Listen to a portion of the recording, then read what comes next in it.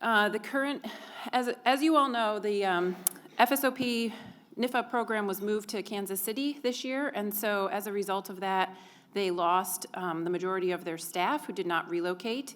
And Jody Williams, who had previously been the project coordinator for this program, moved into another position. Actually, she's still technically with the NIFA, but on detail.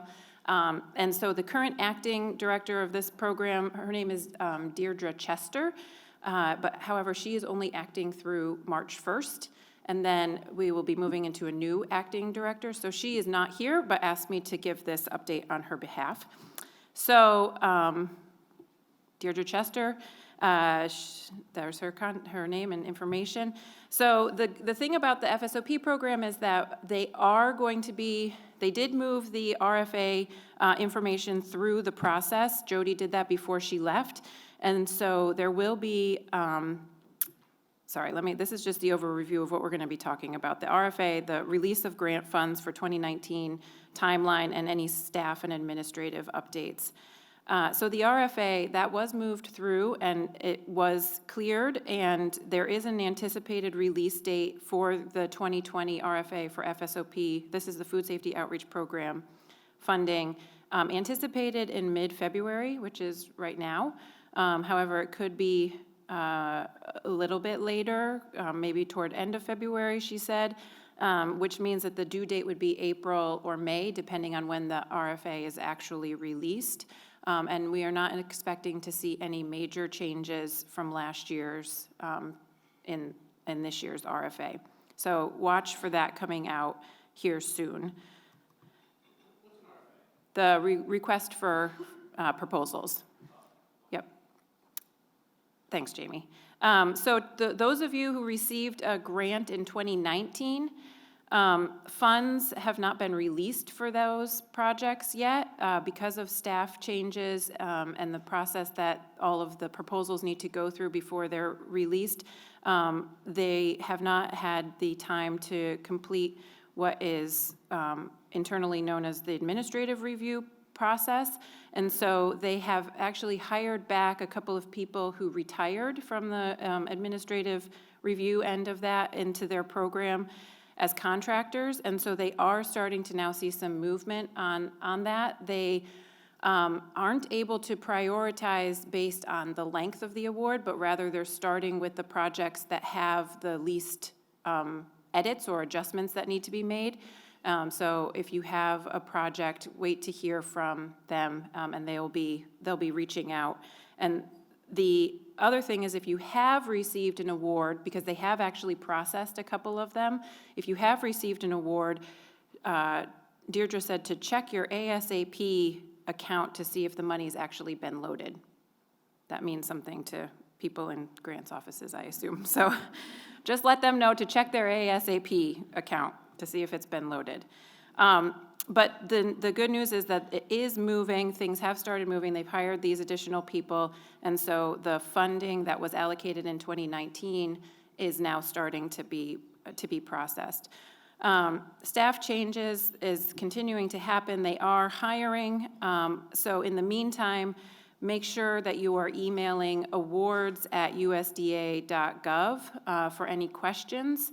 And that will go to a general US awards NIFA mailbox, and it will be distributed. If you're emailing staff specifically, they may not be involved in this program anymore. They are trying to forward it, but things are getting lost. So they are asking everybody to use awards@usda.gov. And then if you have questions about the ASAP, again, use the ASAP customer service @usda.gov email address.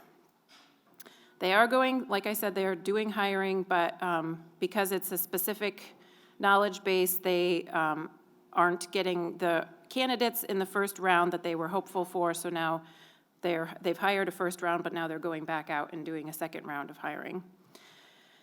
Okay, so staff changes. I said as of March 1st, Dr. Chester is moving on to detail and will no longer be responsible for the program. And so the new acting division director will be Helen Chipman. And these folks are acting for the FSOP program, but they still have their other job. And so they can respond, but again, it's a little bit slow and not always as attentive as you would like. She did mention that during this process of developing RFPs or developing your proposals for when the open period comes in February, they are hoping to have a few of the old staff that were part of the FSOP program be available to answer questions. So staff who did not move to Kansas City but are still in DC, so for example, Jody, would be available one day a week or something to help people develop their proposals for the program because they have the institutional knowledge around the program. And so that is something that they're working through, and they will let us know who is available and at what time so that there is staff that can support us when developing a proposal. But after March 1st, the new director will be Helen Chipman.